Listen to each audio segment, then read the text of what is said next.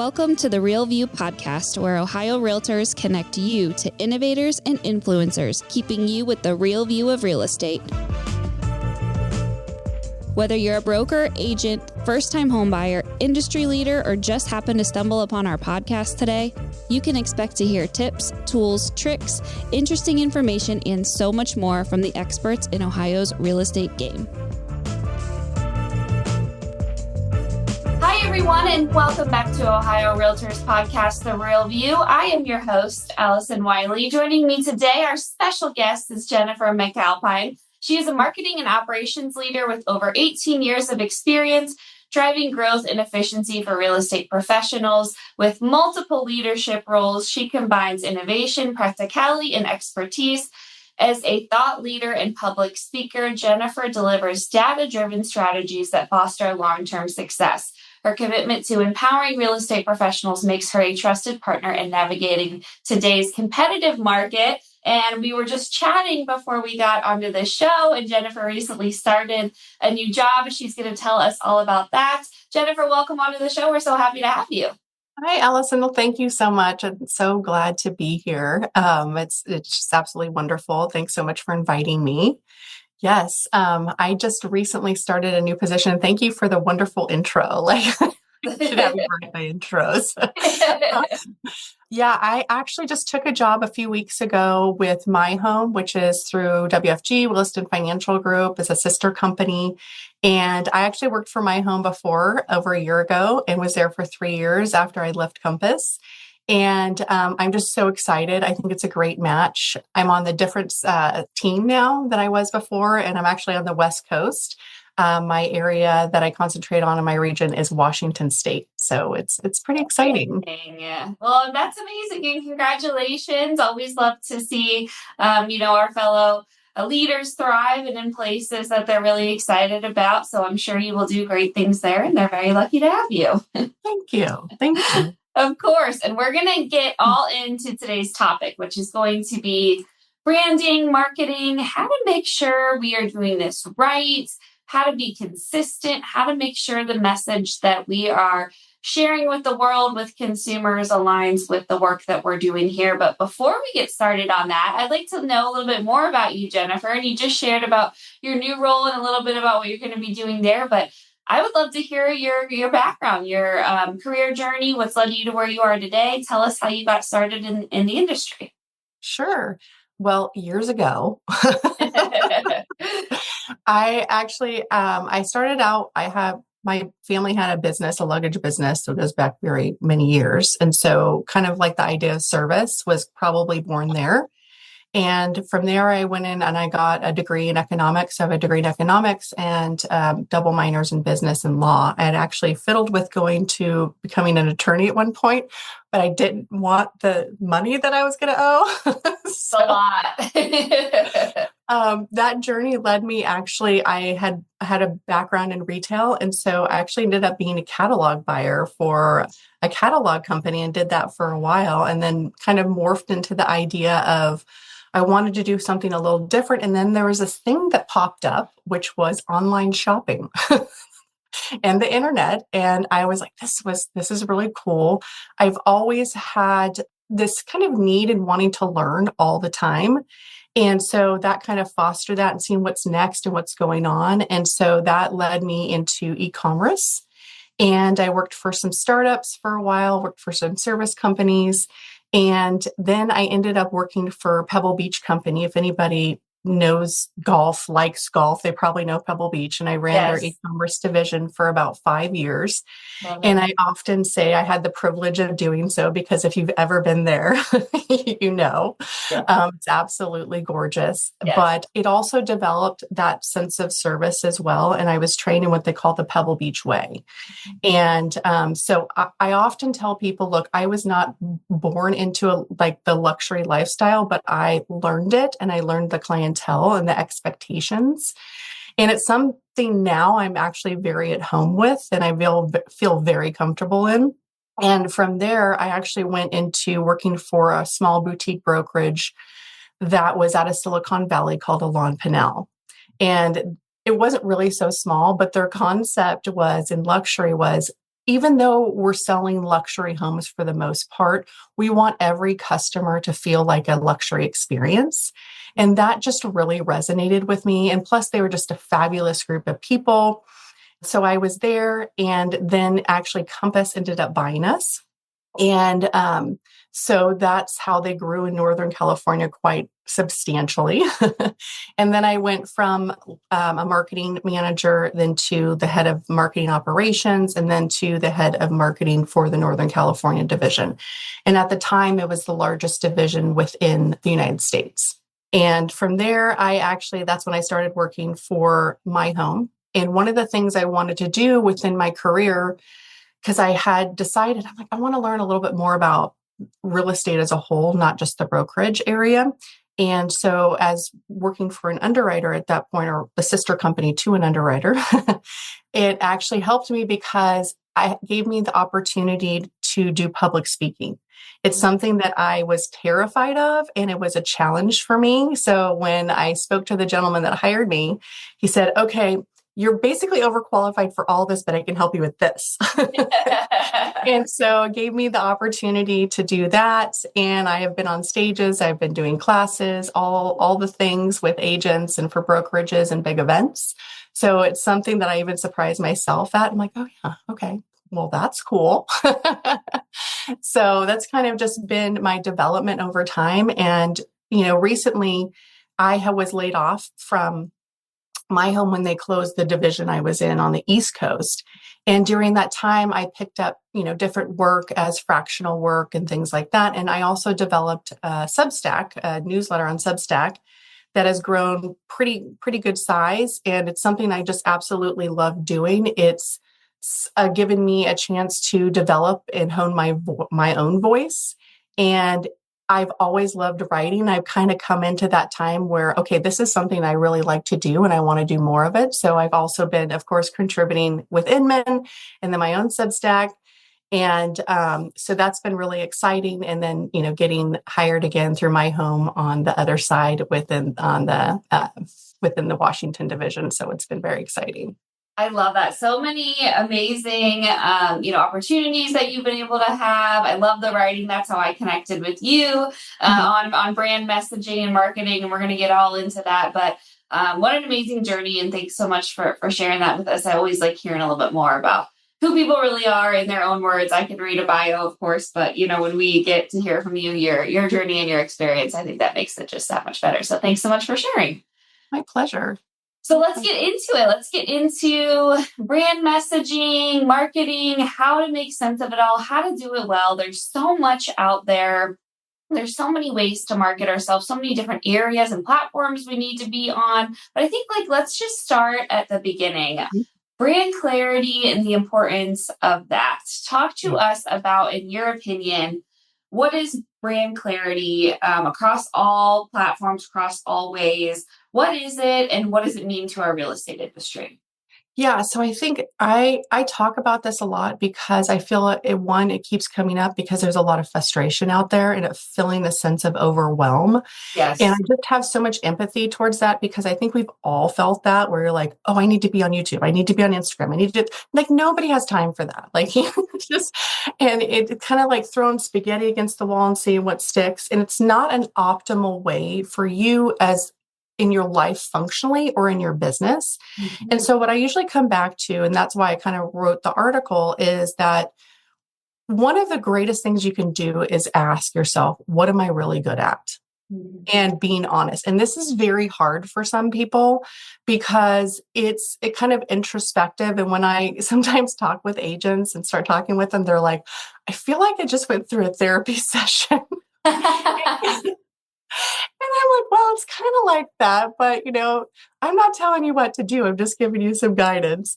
But with that, it's one thing is what are you really good at? And if you can't answer that, what I've always said in the sense of kind of like getting around that is what is it that people close to you or that know you say that you're really good at, or where do your compliments come from? And sometimes it's outside of real estate and we don't understand, like, okay, if I'm really good at juggling all these things, maybe I'm a mom. Like for me, I'm a mom. I have 3 kids. I was a single mom for a very long time. And I'm like, I'm but I'm good at project management, right?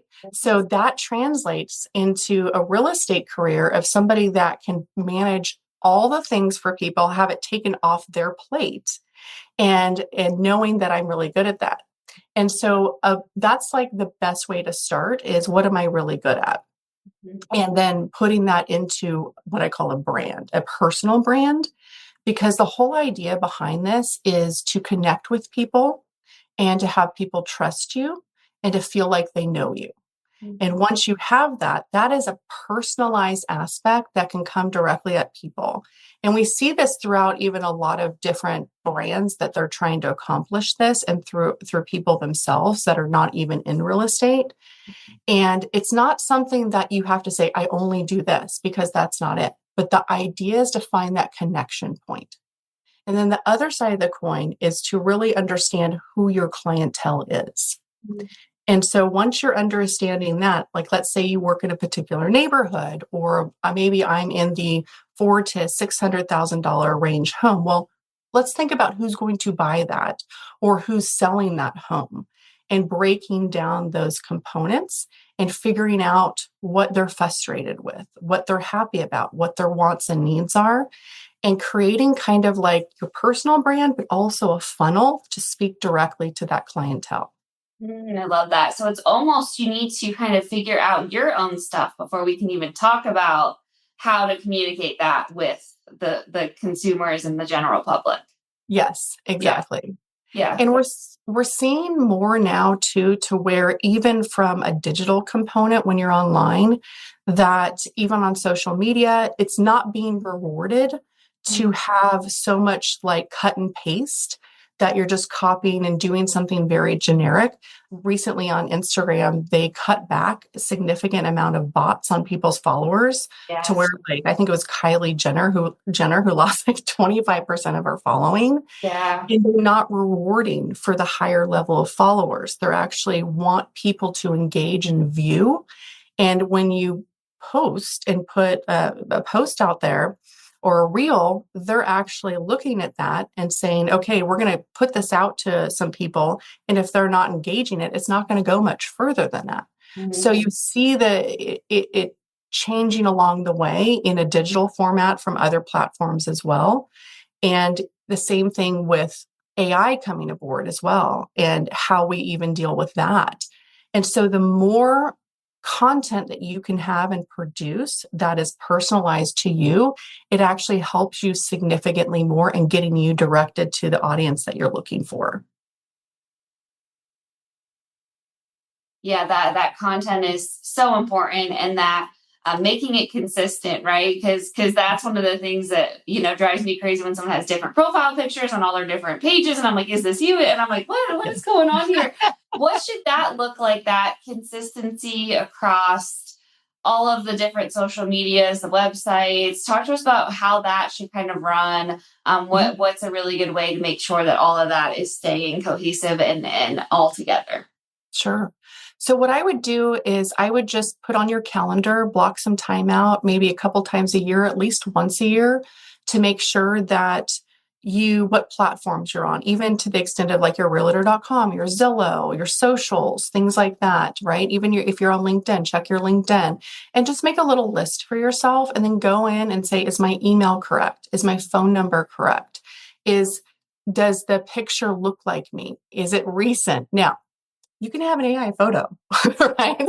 But it just needs to look like you. And it helps if there's a level of consistency. So having either the same photo or a similar photo in the naming convention, as in your first and last name. So maybe if it's like I go by Jen or Jennifer, so try and having that consistency across the board is very helpful, because the idea is we don't want to make it harder for people to recognize you, right? We want it we want to make it easy for people to say, yes, I know what she does. I know where she does it. And I know how to get a hold of her to help me with it. And so those are kind of the things that we're really, really looking for to match up with. And this actually coincides with helping from your digital profile as well, from an SEO and like an AE or AI perspective too. But it's something, if you can get into a cadence of doing that, it really does help significantly because we don't want to send people on a wild goose chase anyways. So true. And another piece of that is the time that it takes for someone to get this information, right? I know that's a big component of it too. How hard are people going to have to try to find you, to see what you do? How should we kind of structure that? What does that look like? Because we know how short the human attention span is, especially when it comes to online content and how we consume that. What should that look like from a scrolling standpoint? How fast should we be getting to the meat and potatoes of what we do? How does that work? How does that structure work? Well, it really depends, one, on what platform you're on too, because it's kind of set up all differently. But if from a perspective of, let's say you're like a social media, you have Instagram, you have Facebook and things like that. The biggest thing is to, you want to have you have your phone numbers available. If you have like Linktree or something like that, something to link off, that's usually the best bet just because people can link into it and you have you have the opportunity to capture them in multiple ways. So if you're talking about something or you're referencing something, you can say just link in the above, they'll go to that. But then you can also put your listings on there. You can put a newsletter sign up. So you don't want to waste that opportunity because the whole idea behind social media is, yes, you're using it as an avenue to get in front of people to show and build that know, like, and trust factor of what we were talking about within your personal brand. But you don't want to also waste that opportunity to get in front of them to change that over into a lead, or so to speak. Mm-hmm. And so what I often say too within social media, because, I referenced before the overwhelm of people feeling that way. If we go back to the brand concept and say, okay, what am I really good at? What are my strengths? And that's something I need to talk about on a regular basis. So even if you're concentrating that and putting it into your content and weaving it in, that is a great way to connect with people. And so when they have that, even though they understand, hey, this is what I go to her for, they're going to connect with you and build that trust. So even when they think of other things, it doesn't mean it's just isolated to that one. And what I also usually recommend is if you're confused or feel overwhelmed about which channel to pick, or if you want to do something like that, is say, okay, where on my list of that ideal clientele, where are they at? What's important to them? So matching that either social media channel or whatever channel that you're looking, maybe it's a blog, maybe it's a video channel, maybe it's not being on 3 or 4 platforms, maybe it's being on 1 or 2, and taking a step back, because even though we have AI that help us with content, if it's generic, it's not helping you at all. So if you want to concentrate on those particular channels that are going to match with your ideal clientele, that's the best situation. I think that's really refreshing to hear, especially because we talked about the overwhelmed feeling and how, many agents can just say like, well, I'm just too overwhelmed, so I don't even know, like, I'm just not going to do anything. I think that that's really important to note that you can pick and choose what you want to be on. If you're really good in one area, you don't have to be really good in all the areas. I think that that's really important to know. And that should maybe bring some relief to people who are like, oh my gosh, I'm so overwhelmed. I cannot handle 4 different social media accounts, posting on them multiple times a day, making sure it all stays the same. Like, it's just too much. Exactly. And I hear that a lot, like very consistently for years. So it's not something that's new. And so if you're feeling that way, do not feel guilty, please. Yes. Find one thing that you want to do. Find 1 to 2 that you're really comfortable with, that you're really good at. That's a great place to focus on all your efforts, and getting up and running with that. That's a really great opportunity and way to kind of get started with this. What else do you hear agents struggling with when it comes to personal branding and marketing? I think one of the other areas is, how do I stand out? Like, how do I differentiate myself? So that's a question I get a lot. And this has a lot to do, it comes down to voice, and it comes down to a little bit, where I mentioned the things of, okay, what am I really good at? And they struggle with content, with coming up. What am I going to talk about? Well, I'll tell you this. I've known agents that literally have gotten all their business off social media. I've known another agent that got the majority of their business because they had a blog that was talking about plants, that they had a really great green thumb. Yeah. And so there's really other opportunities out there. And creating that unique identity for you is key, especially within this market. And even as there's so much changes going on too. And so a way to really stand out is, I'll just say this, is being you.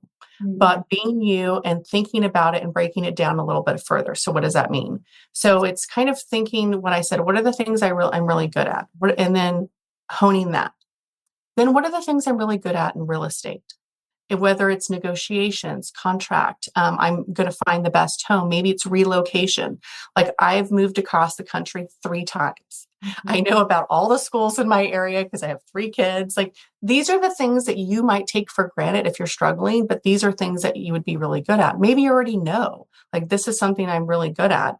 Okay, so that's fantastic. You can stand out with that. You don't have to have a huge flashy sign or anything like that. Sometimes simplicity is better and people understand it. So even if you're thinking from a perspective of a real estate agent, when I'm putting together information, I'm going to put it together as straightforward and simple as possible because I know that agents don't want to waste their time. They want to get right to the meat and bones. And that's how a lot of other people think as well. So going back to answering those questions, what do you do? How do you do it? And how do I get a hold of you? And with that, it's also putting that together. And when you're thinking of content is, okay, what do my clients want to hear about? What do my potential clients want to hear about? And if you're ever struggling as well, is what is the last 5 questions that I was asked by people? And I even like in my phone, keep notes, or if you have a voice recorder. So I've been using Claude a lot more. If you all out there are into AI or starting to use it, ChatGPT has been very popular and most people are using it like Google. And it's funny because my 19-year-old son started to make fun of me like a year ago saying, oh, you use, ChatGPT like Google. I'm like, yeah, I do. Yeah. Absolutely. Yeah. Like a lot of people do that. I use it to try and fix my car. And now Siri is using it. I asked Siri a question yesterday and she's like, well, I don't know, but I could use ChatGPT to find that. And I'm like, okay, so now even Siri is using it. And I was like, that was the first time. She's like, I don't know, but let me like ChatGPT that. Is that okay? And I was like, sure. But then I could have just asked ChatGPT instead of asking you. So yeah, even Siri's using it as Google now, I feel like. That's so interesting. I'm going to have to try that too and see if I can replicate it. That's really cool. Yeah, it was funny. She's like, well, I don't know off the top of my head, but I can ask ChatGPT. And I'm like, okay. Oh, that's really interesting. So I've been using Claude a lot more. I've used Grok, the one through X, Twitter, and I really like that for data. And so there's so much information there. But with Claude, it's great for writing and development of brand, personality, voice writing. And so with that, you can actually download the app for Claude. I do pay the $20 a month because I feel it's absolutely and completely worth it. And what you can do is I actually talk into it. And I was reading this other person's blog on Substack, and she was like a content creator, and she says that she takes a walk every single day. And she literally just talks into it. But what she's been able to do is direct it and say, ask me interview questions. And I thought this was brilliant. 5 questions a day on her walk, and she has her headphones in and she's talking. People probably think she's weird or something, but she isn't.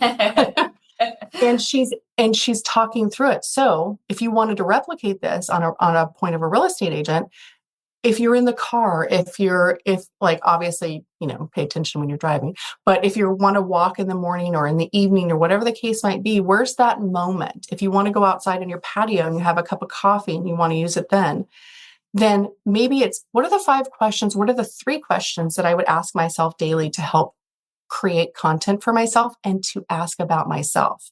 Because as you're doing that, it's creating a voice for you. And you can reference that and you can replicate it. And the more Claude knows about you, the more it can help write in your own voice. And it's not copy and paste. It is what you're doing in your life, what you're really good at, and those concentrations. And then you can take that and put that and use that, whether it's a blog, whether it's social media, whether it's a newsletter, and it is you just talking. And so I thought that was really brilliant. And so I've taken a little bit of that and I actually speak into Claude and we have like little conversations, and I'm trying to hone through, I use it a lot for brainstorming. Mhm. And so I do this on a regular basis, and it really does help quite a lot. So it's those components from a technology standpoint that help with the gap of feeling the frustration. It's just knowing how to use it a little bit. So helping with that differentiation, that's a little tip or trick that you can do to help along with that, rather than feeling like, oh my gosh, I feel so guilty, I can't come up with anything. Yeah, and these tools are out there for you to use, and it's okay to lean on them. You know what I mean? Like, we are all so busy and working so hard. It's okay to rely on some things and be able to have some support and help and take advantage of that. I think that's a great tool. It's a great way to use that AI, because I know we could do a whole other segment on AI, and that's always, Yeah. top of mind these days. How to use it, fun ways to use it, how to make it sound like you. I think that's so much a big part of it, right? Is making sure that it's coming across sounding like you in your own voice. And if it's learning you and you're speaking with it, that's a great way to do that. I think that's super smart. Oh, thank you. Yeah. Any last bits of advice or things you want our realtors to know when it comes to branding? This has been so great, finding out who you are, what you're good at, being able to articulate that. Also important and key when creating that brand. Any last bits of advice or things you want to make sure our realtors listening know about branding? Anything from your perspective or what you're seeing? Sure, absolutely. I would just say this is one, it's lean into who you are and your strengths, because that's going to take you really far. If you're looking to change up like an aesthetic to your brand as well, making sure that that aesthetic matches what you're looking to do with it, like your brand voice. So we were talking about a little bit what you're really good at, where you're targeting your clientele. Does that look and feel represent you? And is it connected to something that's current as well? And the other component I would say is going back to, the feeling of overwhelm and things like that. You don't have to be on 5 different channels. It's actually better if you concentrate on the 1 or 2 that really connect with your client and represent you the best, and just lean into that, because you're naturally going to do more with those smaller channels or things that you can create that funnel through, because it feels more natural and more positive to you. And then you kind of push away that feeling of guilt and your brand will develop. But those are some of the key areas to start with. Those are the things I hear from agents the most. And I think those are probably some of the quickest tips and tricks that I could offer right now as well. I love that. And the good news is, as you mentioned, you don't have to go through a whole brand rehaul. We don't have to, No. build this from the ground up. This is easy ways that you can start implementing this right now. It's not going to take a ton of time or money to do. And as I mentioned, you should be able to start doing this today if you want. It doesn't have to be this Absolutely. big, huge mountain we have to climb. We could do it on a simple walk and get it done so that it can really have an impact. And I think the benefits for your business are crazy. I mean, as you mentioned, individuals, realtors get their business solely offline from social media, solely from what they're posting, even outside of being a realtor. So it's real. The benefits to your business are huge. And I think it's so important to be taking this seriously and to be using some of the tips that you described, and the sky's the limit for what you're able to create. So it's amazing, Jen. I want to thank you so much for coming on, for sharing all of this wonderful information. So many great ideas and tips. This is great. So thank you for being so willing to come on, for sharing your knowledge and wisdom and your time today. I really appreciated it. My pleasure. It was lovely to be here and great meeting you as well. Thank you. And to all our listeners tuning in, thank you guys so much for listening. We'll be back with you next week. We'll talk to you then. Thank you for listening to The Real View. That wraps up today's episode.